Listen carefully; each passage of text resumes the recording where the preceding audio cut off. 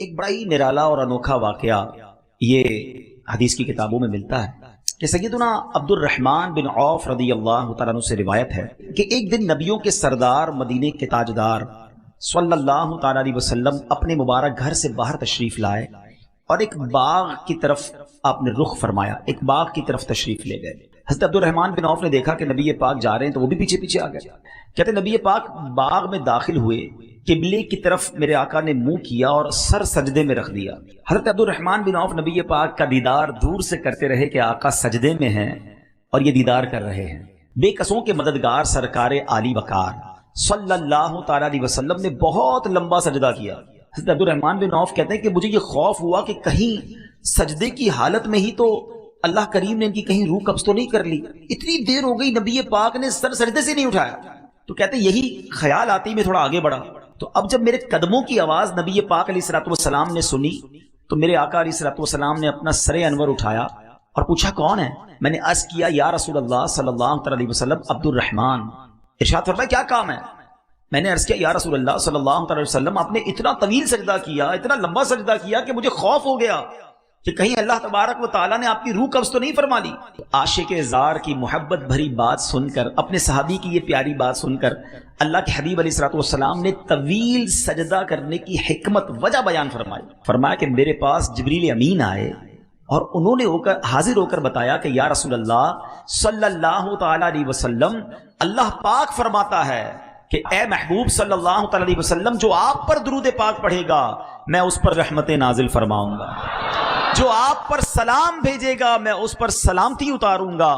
اس نعمت کا شکر ادا کرنے کے لیے میں نے اتنا طویل سجدہ کیا۔ اب یہاں دو باتیں سیکھنے والی ہیں۔ ایک تو یہ سمجھ آیا کہ درود پاک نعمت کتنی بڑی ہے، درود پاک پڑھنے والے کے وارے نیارے ہو جاتے ہیں، اللہ کی رحمتیں نازل ہوں، رب کی طرف سے سلامتی نازل ہو، تو اور کیا چاہیے؟ اس پرفتن اس خطرناک دور میں جب بلائیں ہیں، وبائیں ہیں، ٹینشنیں ہیں، پرابلمز ہیں، خوف ہے، اور ہر بندہ چاہتا ہے کہ وہ سیکیور رہے، صبح گھر سے جائے شام گھر خیر سے آئے، کاروبار پہ خیر رہے، گھر میں خیر رہے، فیملی میں برکت رہے، وہ کون سا طریقہ ہے جس سے مجھے یہ سیکیورٹی مل جائے؟ مجھے بتاؤ کہ جس کے سر پر رحمتوں کا سایہ رہے اسے پھر کیا پرابلم ہے؟ اور اللہ کی رحمت کس کے ساتھ ہے کہ جو ایک بار درود پاک پڑھے اس پر 10 رحمتیں نازل کی جاتی ہیں۔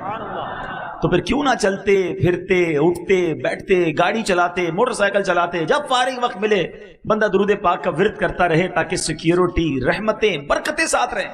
لیکن فضول باتوں کے لیے ٹائم ہمارے پاس گھنٹوں ہے، موبائل فون لے کے بیٹھے گے پتہ نہیں کتنے گھنٹے نکل جائیں، گھڑی کا ٹائم بھی نہیں پتہ چلتا، ٹی وی آن کیا اب پتہ نہیں کب بند ہوگا۔ اتنا فضول اور گناہوں بھرا وقت لوگ گزارتے ہیں مگر ذکر و درود کے لیے ٹائم نہیں نکالتے۔ اس حدیث سے ایک اور بات سیکھنے کو ملی کہ درود پاک پر جو رحمتیں اور برکتیں ملنی ہیں، نبی پاک علیہ الصلوۃ والسلام اس سے کتنا خوش ہوئے کہ آقا نے اپنی امت کو ملنے والی اس نعمت پر طویل سجدہ کیا، شکر کا سجدہ کیا۔ امتی کا کام کیا ہے؟ ہمیں بھی تو سجدہ شکر ادا کرنا چاہیے کہ یا اللہ تیری رحمت ہے، اتنا تھوڑا سا کام کرتے ہیں اور تو اتنی رحمتیں نازل فرماتا ہے، تیری اس نعمت پر ہم بھی شکر ادا کرتے ہیں۔ اور تیسری بات کہ نبی پاک کو ہم سے پیار کتنا ہے، ہم سے محبت کتنی ہے۔ درود آقا پر پڑھیں، رحمتیں ہم پر نازل ہوں گی، سلامتی ہمیں ملے گی، اور آقا اس کے شکرانے میں سجدہ کر رہے ہیں۔ تو پھر ہم کیوں نہ درود پاک سے پکی اور سچی محبت کر لیں۔ شعبان کا مہینہ یاد رہے کہ اس مہینے کو ماہ درود بھی کہتے ہیں۔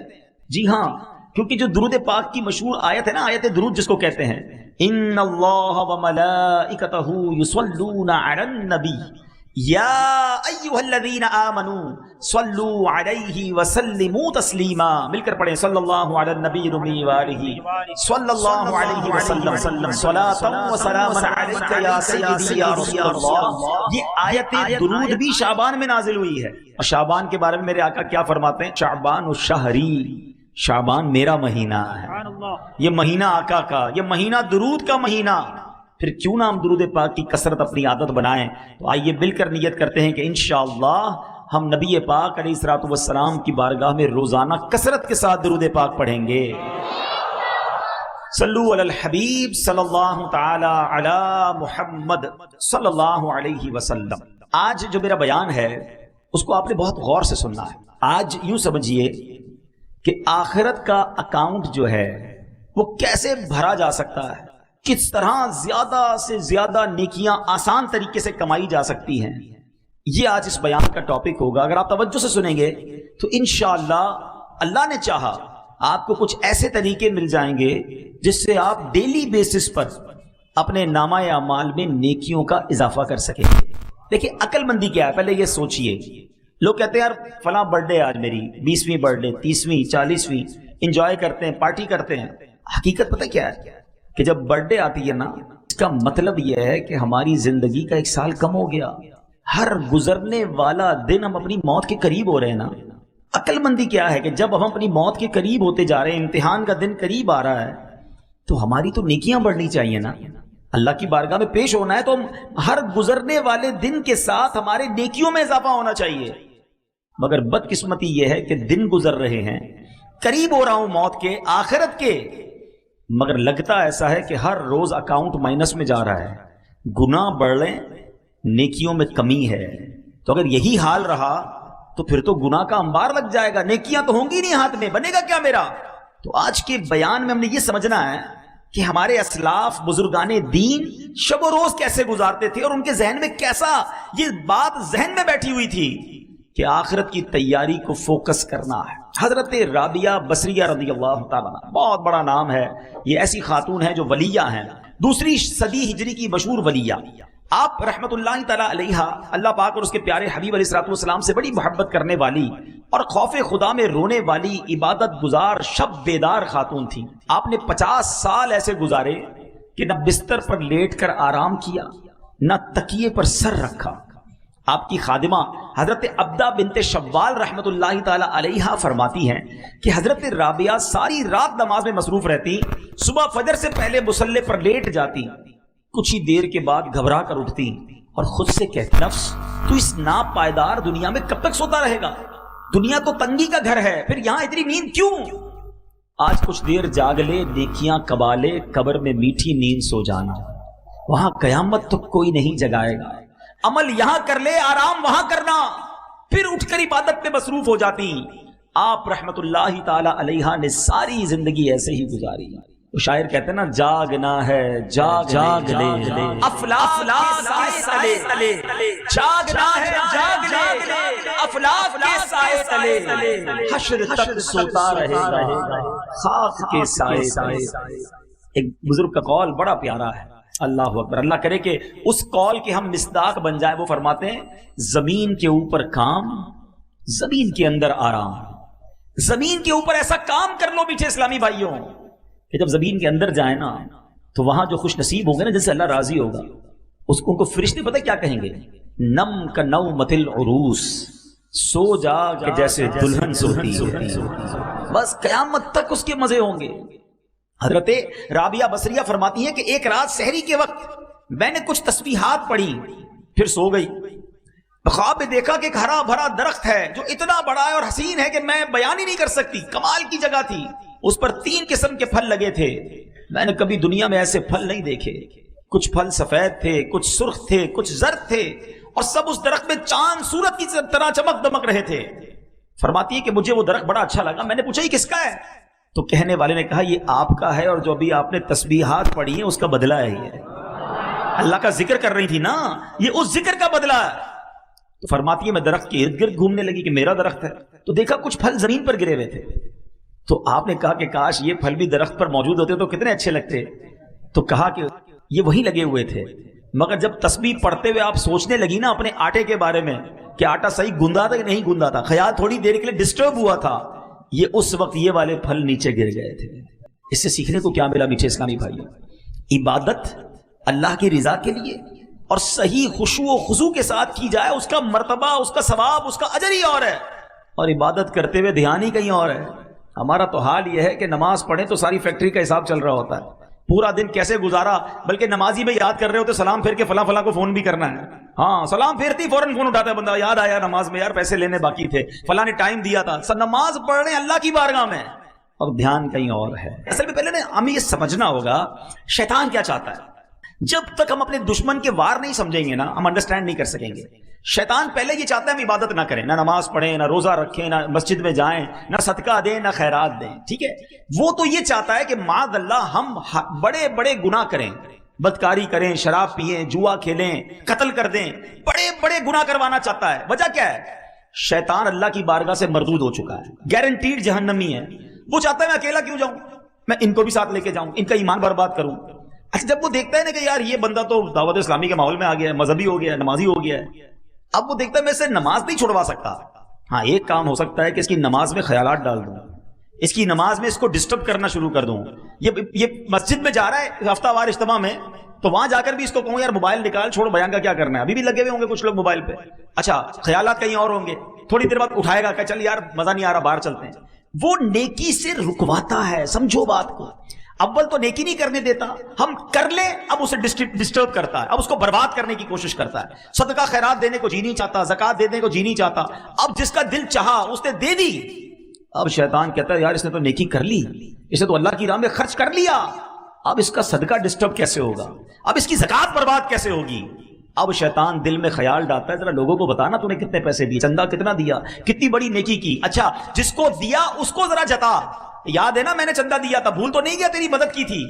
اس وار کو سمجھو میٹھے اسلامی بھائیوں، اتنا مردود، اتنا مکار ہے کہ پہلے نیکی نہیں کرنے دیتا اور نیکی کر لیں تو بچنے نہیں دیتا.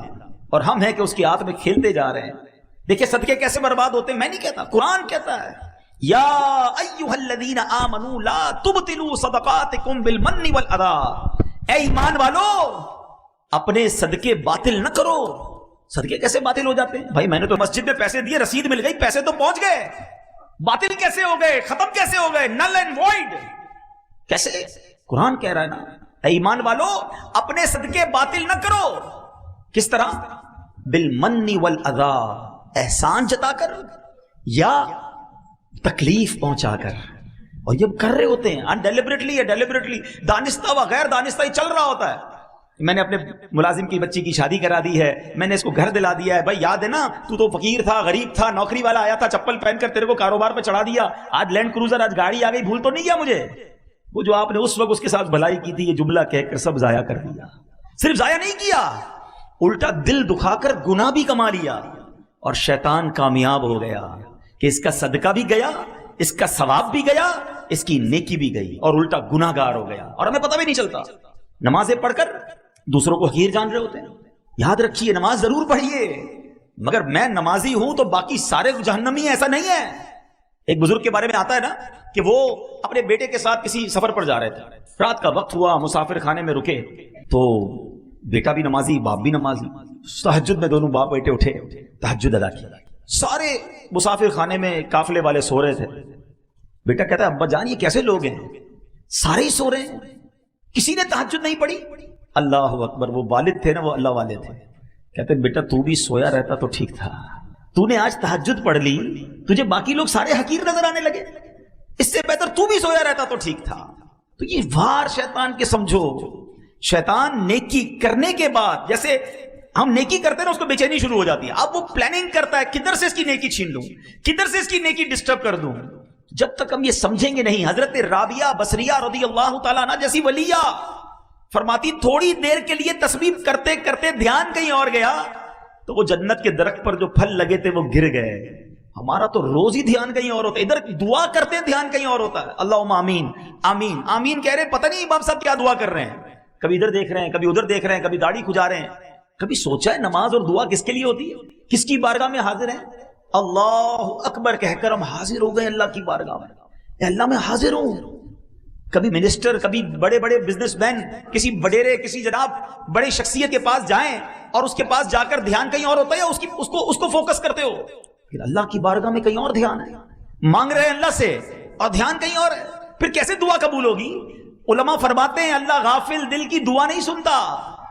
تو دعا میں دل ہی غافل ہوتا ہے. مانگ رہے ہیں اللہ سے، دھیان کہیں اور ہے. نہیں، اللہ ہی کی طرف دھیان ہو، اس کے دربار کی طرف دھیان ہو. اچھا اب آپ کہیں گے جناب آپ کہہ رہے ہیں بھائی دھیان تو ہے نہیں تو کیا نماز پڑھنا چھوڑ دیں؟ نہیں، یہ بڑا پرابلم ہے. جب کسی کو کہو نا یار آپ کی پرابلم یہ ہے تو کہتے ہیں میں نماز ہی نہیں پڑھتا بھائی، میرا تو دھیان ہی کہیں اور ہوتا. شیطان کامیاب ہو گیا، وہ چاہتا ہی تھا کہ آپ بے نمازی ہو جائیں. اب آپ مقابلہ کریں شیطان سے کہ اچھا میرے دھیان کو، میرے فوکس کو، میری عبادت کو شیطان برباد کرتا ہے. اب میں شیطان پر میں وار کروں گا، اپنی نماز بھی پڑھوں گا اور صحیح طریقے سے پڑھوں گا، دعا بھی کروں گا، فوکس کے ساتھ کروں گا، صدقہ دوں گا، کسی کو بتاؤں گا نہیں، اللہ کی رضا کے لیے دوں گا، نیکی کروں گا، اس کو انشاءاللہ کامیاب بھی کروں گا. یہ ہونا چاہیے نا ہمارا ذہن. تو بہرحال میرے پیچھے اسلامی بھائیوں چلیں لگے ہاتھوں میں آپ کو یہ بتا دوں کہ اگر نماز میں دھیان نہیں لگتا، ذہن کہیں اور ہوتا ہے، تو اس کا طریقہ کیا ہے؟ اس کے کئی طریقے علماء نے بیان کیے. ایک تو آپ اپنے ذہن میں جب نماز پڑھیں تو دنیاوی خیالات سے اس کو پاک کرنے کی کوشش کریں. دوسرا، جو نماز میں پڑھتے ہیں نا اس کا ترجمہ یاد کر لیں. آپ کو پتا تو ہوا پڑھ کیا رہے ہیں، امام صاحب کیا پڑھ رہے ہیں؟ الحمدللہ رب العالمین الرحمن الرحیم مالک یوم الدین. اس کا ترجمہ جب آپ کے ذہن میں ہوگا نا کہ میں اللہ کی شان بیان کر رہا ہوں، اللہ روز جزا کا مالک ہے، وہ رحمان بھی ہے، وہ رحیم بھی ہے، میں اس سے عرض کر رہا ہوں کہ اللہ مجھے سیدھے راستے پہ چلا، اہدنا الصراط المستقیم صراط الذین انعمت علیہم، اے اللہ ان لوگوں کے راستے پہ چلا جس پر تیرا انعام ہوا، ان لوگوں کے راستے سے بچا لے مالک جس پر تیرا غضب ہوا. اب جب آپ سورہ فاتحہ کے ساتھ ہیں، سورہ اخلاص کے ساتھ ہیں، سبحان ربی العظیم کہہ رہے ہیں، تو دل کہہ رہا ہے کہ اللہ تو عظیم ہے، میں تیری بارگاہ میں سر جھکایا ہوا ہوں. تو اب آپ کا جب نماز میں دل لگ رہا ہوگا، اب آپ کو پتا ہوگا آپ کیا پڑھ رہے ہیں، تو انشاءاللہ دل لگ جائے گا. تو تھوڑی سی پریکٹس کر کے جو آپ نماز میں پڑھتے ہیں، یا عموماً امام صاحبان بھی 30ویں پارے کی نارملی تلاوت کرتے ہیں، 30 پارے کی، آپ کم از کم 30واں پارہ، رمضان آ رہا ہے، ترجمہ اور تفسیر کے ساتھ 2-3 بار پڑھ لینا، پھر انشاءاللہ امام صاحب کے ساتھ رہیں گے آپ. ابھی تو یہ حال ہے ہمارا، ہاتھ نہیں اٹھواؤں گا. کئیوں نے یہاں عشاء کی نماز باجماعت پڑھی ہوگی. اگر میں یہ پوچھ لوں، بتاؤ امام صاحب نے پہلی رکعت میں کون سی سورت پڑھی تھی، دوسری میں کون سی پڑھی تھی؟ ابھی تو بہت دیر ہو گئی. کبھی سلام پھیرنے کے بعد اپنے آپ سے پوچھ لینا، وہ بھی نہیں پتا ہوگا. ایسا تو نہ کریں. کاروبار میں دھیان ہے، گھر میں دھیان ہے، اسکول میں سب چیزوں میں پکا دھیان ہے. ایک ایک بندے کا بیلنس پتا ہے، کس سے کتنے مانگتا ہوں. شاید دینے والوں کو نہیں پتا ہوگا، لینے والوں کو سب کو پتا ہے. وہ غلطی کرتا ہے، پکڑ لیتے، نہیں بھائی اتنے تھے، تم نے اس تاریخ کا وعدہ کیا تھا. اگلا 1 مہینے بعد پیسہ دینے کی وعدہ کرے، اس سے 3 دن پہلے سے دماغ میں ریمائنڈر آنا شروع ہو جاتا ہے، 15 تاریخ آنے والی ہے، 12 ہو گئی ہے، 15 کو پیسے دینے اس نے. اتنا یاد ہے آپ کو. مگر قرآن، نماز، ذکر و اذکار میں کیوں اتنی غفلت ہے؟ میں چوٹ کر رہا ہوں، پلیز. مبارک مہینہ آ رہا ہے، ہمیں ٹھیک ہونا ہے نا. تو بہرحال اللہ کرے کہ ہمیں اپنی پیدائش کا مقصد سمجھ آ جائے. یہ زندگی پتہ ہے کیا ہے؟ ایک بزرگ نے کمال کی بات فرمائی، یقین کریں واقعی کمال کی بات ہے. سورہ عصر آپ سب نے سنی ہوگی نا. بسم اللہ الرحمن الرحیم والعصر ان الانسان لفی خسر. اس دوسری آیت کا مطلب پتہ ہے کیا ہے؟ مطلب یہ ہے کہ بے شک آدمی ضرور نقصان میں ہے. ایک بزرگ فرماتے ہیں کہ تفسیر کبیر میں کہ میں نے ایک برف والے شخص سے، برف بیچنے والے شخص سے سورہ عصر کی دوسری آیت کا مطلب سمجھا. یہ ہے، میں یہاں تھوڑا سا بریک لے کے سمجھانا چاہتا ہوں. جس کا مائنڈ سیٹ آخرت کی فکر کرنے کا ہوتا ہے نا، وہ دنیا کے تجربات سے آخرت کا کوئی درس لیتا ہے. جس کا ذہن ہی نہیں ہے تو وہ غفلت میں ہی رہتا ہے. مثال کے طور پہ ایک بزرگ کے بارے میں آتا ہے کہ وہ بڑا زبردست کپڑا بناتے تھے. کپڑا سیا، تیار کیا، کپڑے کے بیپاری تھے. وہ ایک کپڑا سیل کرنے مارکیٹ میں گئے، اپنا بنا کے کپڑا. تو جو کپڑا خریدنے والا تھا نا، اس نے جب کپڑا دیکھا تو اس نے کہا آپ کی تو سلائی میں پرابلم ہے. وہ ماہر تھا، ماسٹر تھا، ایکسپرٹ تھا. سلائی میں صحیح نہیں ہے، کلر اسکیم بھی صحیح نہیں. مثال دے رہا ہوں، اس کی سائز بھی ٹھیک نہیں ہے. وہ بتاتا گیا. اس بزرگ نے رونا شروع کر دیا، زاروں کتار رونے لگ گئے. تو اس نے کہا بھائی آپ رو کیوں رہے ہیں؟ آپ کا کپڑا میں خرید لیتا ہوں، ناراض تو نہ ہوں، میں تو جو چیزیں وہ بتا رہا ہوں. کہتے میں اس لیے نہیں رو رہا کہ تم نے میرے کپڑے کے عیب نکالے ہیں، میں اس لیے رو رہا ہوں کہ میں نے یہ کپڑا اپنے طور پہ پرفیکٹ بنایا تھا، مگر جب یہ کپڑا کسی ماہر کے ہاتھ میں آیا تو اس نے میرے عیب نکالنا شروع کر دیے. تو میں نے تو اپنے طور پہ نمازیں ٹھیک پڑھی ہیں، روزے صحیح رکھے ہیں، صدقے خیرات بھی کیے ہیں. اللہ کی بارگاہ میں قیامت کے دن گیا، اور اگر رب نے کہا کہ تیرے سجدے قبول نہیں ہیں، ان میں اخلاص نہیں تھا، تیرے صدقے بیکار ہیں، تو اس میں نیت کچھ اور تھی، میں اپنے طور پہ ٹھیک کر رہا ہوں اعمال، اگر اللہ کی بارگاہ میں گیا اور وہاں یہ سب ریجیکٹ ہونا شروع ہوا تو میرا کیا بنے گا؟ یہ تھا دماغ، یہ ذہن تھا آخرت کی تیاری کا کہ کپڑا ریجیکٹ ہوا تو قیامت یاد آ گئی. ادھر گھر میں میت ہوتی ہے تو موت یاد نہیں آتی ہے، ادھر باپ کا انتقال ہوتا ہے اور گھر والے ٹی وی دیکھ رہے ہوتے ہیں، تیسرے دن نمازیں قضا ہو رہی ہوتی ہیں، ادھر ہمارے سامنے آخرت کی یاد دلانے والی بات ہوتی ہے، پھر بھی آخرت نہیں سوچتے ہیں. اور بزرگان دین سنو کیا کہتے ہیں. بزرگ کہتے ہیں میں نے برف والے سے سورہ عصر کی دوسری آیت کا مطلب سمجھا. ایسا کیا کہا تھا برف والے نے؟ سنو برف والا کیا کہتا. وہ کیا کہتا ہے؟ کہتے ہیں میں نے برف والے کے بارے میں سنا، وہ آواز لگا رہا تھا، برف ریڑھی پہ بیچ رہا تھا. اور آواز لگا رہا تھا ارحموا من یذوب رأس مالہ. وہ کیا کہتا تھا؟ لوگوں اس شخص پر رحم کرو جس کا سرمایہ پگھل رہا ہے. برف والا یہی کہتا ہے خرید لو ورنہ پگھل جائے گا. کہتے ہیں میں سمجھ گیا ان الانسان لفی خسر. اس کا مطلب یہی ہے کہ زندگی برف کی طرح پگھل رہی ہے. جو اس میں نیکی نہ کمائے گا وہ نقصان میں رہے گا. برف والا صبح برف لے کے نکلتا ہے نا، اس کو پتہ ہے شام تک یا تو بیچوں گا یا پگھل جانی ہے. میٹھے اسلامی بھائیوں، میری اور آپ کی زندگی بھی یہی ہے. We don't know کب چلے جائیں گے. اگر آپ اس کو امیجنیشن کے ذریعے سمجھنا چاہیں نا، تجربے کے طور پہ کہہ رہا ہوں کہ پیدا ہوئے نا تو ہمارے ہاتھ میں ایک ایک برف کا بلاک دے دیا گیا ہے. کسی کے پاس 50 سال کا ہے، کسی کے پاس 40 سال کا ہے، کسی کے پاس 25 سال کا ہے. برف روز پگھل رہی ہے. ہو سکتا ہے ہم میں سے کسی کی برف کل ختم ہونے والی ہو، آج ختم ہونے والی ہو، اور ہم ہیں کہ احساس ہی نہیں ہے. پگھل رہی ہے، روز پگھل رہی ہے، اور ہم نیکیاں کہاں کما رہے ہیں. حالانکہ میرے بیچ اسلامی بھائیوں، اللہ کریم نے ہمیں کیوں پیدا کیا ہے؟ شاعر کیا کہتا ہے پہلے سنو پھر قرآن کی آیت سنا. ہو رہی ہے عمر مثل برف کم، ہو رہی ہے عمر مثل برف کم، رفتہ رفتہ چپکے چپکے دم بدم بدم، ہر دن برف کی طرح کم ہو رہی ہے. مجھے اور آپ کو رب نے کیوں بنایا ہے؟ ہم جانتے ہیں پیسے کمانے کے لیے، بڑا نام بنانے کے لیے، کاروبار چمکانے کے لیے، اور جناب ڈگریاں حاصل کرنے کے لیے، اس لیے بنایا. آئیے قرآن سے پوچھتے ہیں، اے رب کے کلام تو ہماری رہنمائی فرما، ہمیں کریٹ کیوں کیا گیا؟ انسان کو بنایا کیوں گیا؟ اللہ کریم قرآن میں فرماتا ہے وما خلقت الجن والانس الا لیعبدون. بے شک اور میں نے جن اور آدمی اتنے ہی اس لیے بنائے کہ میری بندگی کریں. اللہ فرماتا ہے جن اور آدمی کس لیے بنائے؟ کہ میری عبادت کریں. معلوم ہوا انسانیت اور عبادت لازم اور ملزوم، یعنی آپس میں جڑے ہوئے ہیں. جو عبادت نہیں کرتا انسانیت سے لا تعلق ہے. بنایا ہی عبادت کے لیے گیا ہے. ہماری کریشن کا مقصد عبادت ہے. اب آتے ہیں سولوشن کی طرف. میں نے آپ کو شروع میں ایک بات کہی تھی کہ آج کے بیان میں کچھ ایسے فارمولے دینے ہیں کہ جو بڑے آسان ہیں، اور اس پر عمل کر کے انشاءاللہ ہم بھی عبادت گزاروں میں شامل ہو جائیں گے. میں آج 2 باتوں کو پہلے ڈیفائن کر چکا کہ مجھے اور آپ کو بنایا کیوں گیا ہے؟ اللہ کی عبادت کے لیے. اب میں عبادت گزار کیسے بن سکتا ہوں؟ اتنا بیزی آدمی، دنیا میں غرق ہو چکے، بہت سارے مسائل زندگی کے ساتھ ہیں. اب غور سے میرے کچھ فارمولے سنتے جائیے اور اس کو امپلیمنٹ اپنی لائف میں کرنے کی نیت کرتے جائیے. پہلا نسخہ کیا ہے کہ جس سے ہم اللہ کے قریب ہو سکتے ہیں اور عبادت میں ہمارا دل لگ سکتا ہے؟ وہ یہ ہے کہ ہمیں وقت کی قدر کرنی ہے. اور زیادہ سے زیادہ اگر ہم نیکیوں کو کرنا چاہتے ہیں نا تو پہلا نسخہ یہ ہے کہ گناہ چھوڑ دیں. ہم نماز پڑھتے بھی ہیں اور ساتھ حرام کام بھی کر رہے ہیں. تو گناہ چھوڑنا، اپنے اسٹیپ کو اللہ کی طرف بڑھانا ہے نا، قدم بڑھانا ہے، عبادت کی طرف اپنا دل لگانا ہے، تو پہلے گناہ چھوڑ دیں، کیونکہ گناہوں کی یہ آگ ہمیں تباہ و برباد کر دے گی. حضرت امیر المومنین عمر فاروق اعظم رضی اللہ تعالیٰ فرماتے ہیں گناہ اگرچہ ایک ہو مگر اپنے ساتھ 10 برائیاں لاتا ہے. ابھی میں نے آپ کو عبادت کے فضائل بتائے نا، اب گناہ کی برائیاں سنو.